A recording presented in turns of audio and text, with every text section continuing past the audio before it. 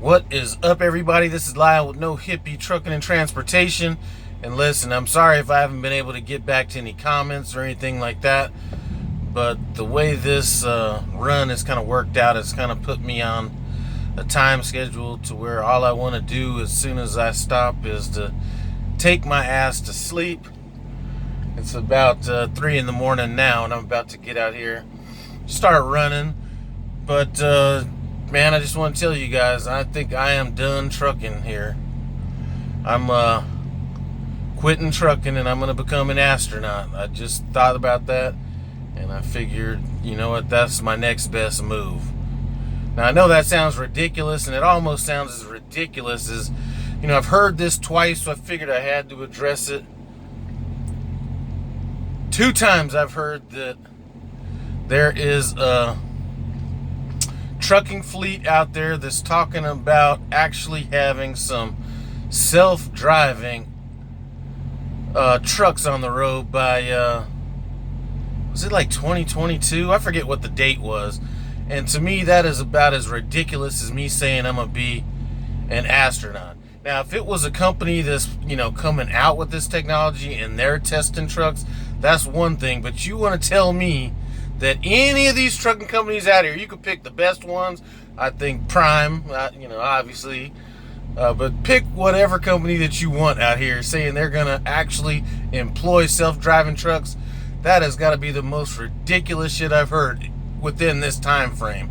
We can't even do a load without filling out a paper trip sheet, but all of a sudden we're gonna have self-driving cars. We can't leave a dock without having every single page of the bill of lading, in and out times, and all this stuff done, but we're gonna be having self-driving trucks. We can't even get an on-guard system on these trucks to work correctly, but we're gonna have self-driving trucks. You know what? That's like the Wright brothers talking about becoming astronauts before they built their first damn plane. This has got to be the most ridiculous thing I've heard. And you know what? Let's say that they are able to pull it off. Let's say, you know what? There is some major truck fleet out there, and they have self-driving trucks on the road within the next few years. Well, where's the in-between? Where is the... You know, like, here's one thing I could tell you about my former industry. When I first got in the mortgage business, this had to be 1997, 98, something like that. You know what? Everything was, you'd hand write out your applications. You'd actually have to go to the client's house, have them sign some documents. You'd have to, you know, fax some stuff. I mean, there was a lot of, it was very...